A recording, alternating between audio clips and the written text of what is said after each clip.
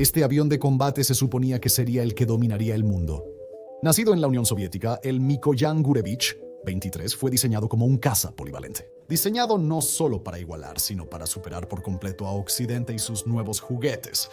Alcanzaba más de Mach 2, tenía cañones, misiles, guerra electrónica, radar avanzado y se produjeron más de 5.000 unidades. Entonces, ¿por qué se considera en general como un fracaso absoluto? No se describe simplemente como decepcionante, sino como un desastre total y absoluto de principio a fin. Tanto así que incluso se ha reducido a un chiste en los círculos de aviación. ¿Cómo podemos desenredar este enigma? Al evaluar hoy el Mikoyan Gurevich 23 con décadas de retrospectiva, ¿qué vemos realmente? ¿Es este el peor avión de combate de la historia? ¿Dónde está el resto? Un valiente nuevo mundo. Entonces, ¿cuál es la historia de origen del Mikoyan Gurevich 23? Bueno, imagina esto. Es finales de los años 60 y la Guerra Fría está en pleno apogeo. Estamos a pocos años del enfrentamiento en Checkpoint Charlie y la crisis de los misiles en Cuba. Con miles de misiles nucleares apuntando a ciudades e instalaciones militares, un conflicto global no solo era probable, sino casi inevitable. Estados Unidos ya estaba profundamente involucrado en el desarrollo de su próxima generación de aeronaves que se esperaba derrotaran a la amenaza roja de una vez por todas. El F-4 Phantom II, F-105 Thunder Chief y F-111 Aardvark destacaron por sus innovaciones tecnológicas en su época. El F-4 caza bimotor, que llegaba a Mach 2, destacaba en combates aéreos y tenía armamento eficaz para varios objetivos. Pronto fue el caza favorito de las Fuerzas Armadas de Estados Unidos, como la Fuerza Aérea, Marina y Cuerpo de Marines. Con su radar avanzado y alto rendimiento, demostró ser una aeronave confiable y formidable en operación. El F-105 era tanto un caza como un bombardero, capaz de alcanzar Mach 2 eventualmente, se ganaría su propio legado controvertido. Mira nuestro video sobre eso después de este para conocer los detalles. En su época, fue una aeronave capaz que sirvió a las Fuerzas Armadas de Estados Unidos durante décadas en varios teatros de combate, incluso en Vietnam. El F-111 era un avión de combate polivalente y futurista. Fue la primera aeronave en contar con un ala de geometría variable, comúnmente conocida como ala de oscilación, que permite modificar la posición de las alas en vuelo para diferentes usos. Estas aeronaves pueden tener alas extendidas o retraídas según la situación. Al final, el F-111 también sería considerado más problemático de lo que valía, aunque los soviéticos nunca pudieron haberlo sabido en ese momento. Los capitalistas tenían aviones nuevos y elegantes, mientras la Unión Soviética seguía usando el MiG-21, un caza extremadamente rápido y muy ágil que, desafortunadamente, estaba limitado por su antigüedad. La aeronave tenía un alcance corto, un sistema de radar primitivo en comparación con sus contrapartes occidentales, una carga limitada de armas y, en última instancia, una capacidad operativa que simplemente no estaba a la altura de una superpotencia global que intentaba imponer su influencia en todo el planeta. Regresemos al episodio de hoy para los soviéticos. Disculpa que el plan aquí simplemente no pudo volar. Las autoridades soviéticas y países comunistas compradores de tecnología rusa se decepcionaron cada vez más del Mikoyan Gurevich 21. Día tras día, el ejército no tuvo más opción que desarrollar una nueva aeronave, una que pudiera desafiar a estos modernos aviones capitalistas estadounidenses y salir victoriosa. Necesitaban una mejora en todos los aspectos. Y desafortunadamente para ellos, ya estaban trabajando en lo que creían que sería precisamente eso. El desarrollo ya había comenzado a finales de la década de 1960. Actualmente, el desarrollo de aviones puede tomar décadas, pero antes, gracias a la ingeniería soviética, los prototipos se lanzaban en 1967, después de un exitoso primer vuelo en abril de ese año. Ese año, la aeronave debutó en el aeropuerto de Domodedovo, durante una exhibición aérea en Moscú. Cabe destacar que una exhibición aérea que presentaba el diseño de alas de geometría variable, como el del Aardvark, eventualmente se convirtió en la base para el Mikoyan Gurevich 23 que conocemos hoy en día. Presentado en 1970, el avión comenzó a operar en 1971 y en 1973 ya se fabricaba en masa. La OTAN le dio el nombre en clave Flogger y pronto se convirtió en uno de los aviones más populares de todo el mundo. Entonces, ¿qué lo hacía tan único y cómo iba a desafiar a los diseños occidentales? Bueno, vamos a averiguarlo. ¿Diseñamos el barrido limpio? El Mikoyan Gurevich 23 se diseñó como una aeronave más pequeña que su rival principal, el F-4. Medía 16.5 metros de largo y su envergadura era de casi 14 metros con las alas extendidas. La geometría variable de sus alas permitía reducir la envergadura en vuelo a poco más de 7.7 metros. El Mikoyan Gurevich 23 de unos 4.8 metros de altura era más pequeño que el F-111 y el F-4 Phantom, ambos bimotores y de 2 tripulantes. Esta configuración para un solo piloto también resultó en una firma de radar ligeramente más pequeña, lo cual era una ventaja valiosa para un caza polivalente. Esta aeronave usaba un turborreactor con postcombustión Kachaturov R-35300. Y si ese nombre sugiere velocidad, bueno, es porque realmente cumplía con la velocidad. El Mikoyan Gurevich 23 era increíblemente rápido. Alcanzaba Mach 2.35, 2.445 km por hora, pero solo a su altitud máxima de 18.000 metros, 60.000 pies. A nivel del mar, su velocidad máxima era de Mach 1.14, 1.350 km por hora, similar al F-4 Fantasma en velocidad y altitud. En teoría, eso lo hacía una aeronave muy versátil para combates aire-aire y aire-tierra. También era útil para el reconocimiento, algo valioso en la Guerra Fría cuando nunca sobraba vigilancia aérea. Además, estaba equipado con potentes sensores a bordo y un sistema de radar moderno para la época, lo que ayudó a dar los primeros pasos hacia las capacidades de guerra electrónica. Entre sus muchas variantes estaba el Mikoyan Gurevich 23 Modernizirovaný Lehký Dvoumestný, que era especialmente fuerte en el departamento de aviónica, otro punto a favor del Mikoyan Gurevich. Tenía un tren de aterrizaje más robusto que el anterior, permitiéndole operar en pistas cortas y remotas, como portaaviones en el Atlántico o pistas rurales en África. Durante la Guerra Fría, vender vehículos globalmente era clave para obtener influencia e ingresos. Su despegue y aterrizaje corto, ese takeoff and landing, lo hacían más versátil en distintos entornos. El F-4 no tenía eso, lo que daba al Mikoyan Gurevich una ventaja única sobre su rival. Además, como necesitaba ser efectivo en todo el mundo, su alcance de poco más de 2.800 kilómetros cuando estaba equipado con tanques suplementarios aseguraba que realmente pudiera desplazarse a donde fuera necesario. Para que te des una idea, esa es la distancia de Moscú a Dublín en línea recta. Así que se puede decir con seguridad que este avión podía cubrir las necesidades de la Unión Soviética para abarcar toda Europa y sus variantes podrían servir también a otras naciones. Es importante destacar que este alcance es de traslado, no de combate, que era mucho menor. En cuanto al armamento, el Mikoyan Gurevich estaba bastante bien armado. Tenía un cañón GSH-23R de 23 milímetros con 200 proyectiles y una cadencia de 3.400 disparos por minuto capaz de gastar toda la munición en 3 segundos. La aeronave tenía 7 puntos duros exteriores para armamento, sistemas de armas adicionales que pueden transportar casi 3.000 kilogramos de municiones, incluye misiles aire-aire, aire-superficie, bombas y cohetes para ataque terrestre. Incluso podía atacar objetivos fuera del alcance visual, como los jets occidentales más nuevos. Además, había un programa sólido en marcha para avanzar la tecnología del Mikoyan Gurevich a medida que avanzaba en su vida útil. Teóricamente, garantizando que siguiera el ritmo en la carrera armamentista mientras la tecnología avanzaba. Bastante impresionante considerando todo, probablemente estés de acuerdo. ¿O no era así? Porque, a pesar de todos sus logros y sus impresionantes especificaciones, hoy en día el Mikoyan Gurevich 23 es considerado motivo de burla. Un chiste mundial de caza polivalente. Entonces, ¿por qué? ¿Por qué tiene tan mala reputación? En teoría, es una aeronave perfectamente funcional. En algunos aspectos, incluso podría considerarse superior en términos de practicidad. Pero mira, la guerra no se libra en papel, ¿verdad? Un vistazo más de cerca a la letanía de problemas del Mikoyan Gurevich va a revelar por qué realmente apesta. La realidad se estrella y arde. Entonces, ¿cuáles eran los problemas con este avión que aparentemente era bastante bueno? Para empezar, había problemas con el diseño principal. Los estadounidenses vieron con el F-111 Aardvark que las alas de geometría variable del Mikoyan Gurevich eran útiles, pero no revolucionarias. Y también hizo que la aeronave fuera muy costosa de mantener. Eran intensivos en mantenimiento, complejos de entender y más pesados en comparación con los cazas polivalentes de estilo occidental de la época.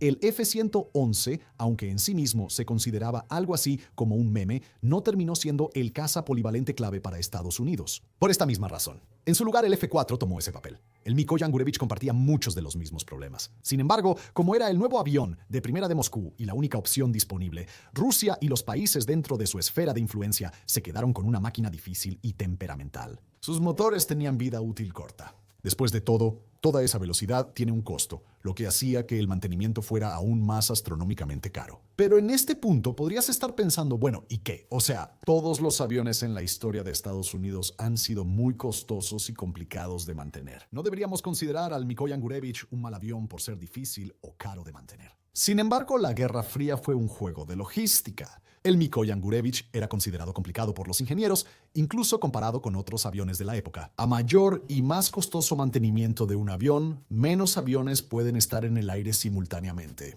Esto podría ser una vulnerabilidad estratégica, dejando tu mejor avión en desventaja numérica en un conflicto grande. Por ello, otras regiones del Pacto de Varsovia, incluida Rusia, optaron por no retirar el Mikoyan Gurevich 21 como se había planeado. A pesar de la producción en masa del Mikoyan Gurevich, 23 optaron por operar ambos aviones juntos para aumentar su cantidad. Este factor le dio al Mikoyan Gurevich una reputación simplemente funcional y altamente utilitaria desde el principio. Ahora, en teoría no hay nada de malo con eso, pero si tu mejor avión depende de su predecesor obsoleto para recibir apoyo, claramente algo salió mal en el proceso de diseño. En un conflicto a gran escala, los Mikoyan Gurevich 21 no podrían competir con la tecnología occidental avanzada. Al revisar sus especificaciones, son impresionantes, pero para Moscú no son revolucionarias. Considera su velocidad, similar al F-4, aunque el F-111 Aardvark, con el mismo diseño, era más rápido a máxima velocidad. El Mikoyan Gurevich con tanques extra tiene buen alcance, pero el Aardvark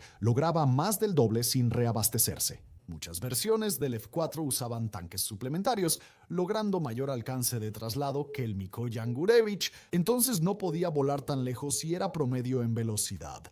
¿Y la agilidad y la potencia de fuego? Después de todo, este es un avión ruso. Debería poder enfrentarse en combates cerrados con los mejores y ser tan ágil como un colibrí. Así que hablemos de agilidad. Considera esos tanques de combustible externos por un momento y también esos puntos de anclaje externos. Cada vez que le agregas algo a un avión, le sumas peso, y ese peso extra exige más combustible, lo que reduce aún más el alcance efectivo. También afecta la agilidad. Imagina usar un chaleco con peso e intentar una voltereta hacia atrás o de cualquier tipo, y entenderás a qué nos referimos. No lo hagas, es peligroso y podrías lastimarte. La gente decía en ese entonces que el Mikoyan Gurevich 23 volaba como una bala, pero desafortunadamente también giraba como una bala. Al sumar el peso de las alas de geometría variable, la máquina se volvía muy difícil de controlar. Casi todos los que pilotaron un Mikoyan Gurevich 23 mencionaron lo desafiante que era. Ciertamente no querrías eso en tu caza polivalente principal, ¿verdad? Esta dificultad no necesariamente lo hacía un caza efectivo en combates cerrados, elemento clave de la doctrina aérea soviética entonces. De hecho, ni siquiera era tan ágil como el Mikoyan Gurevich 21, mucho menos comparado con cualquier cosa que estuviera desarrollando Occidente. En realidad, a pesar de ser descrito como un caza, el Mikoyan Gurevich 23 no lo era. Iván Drago.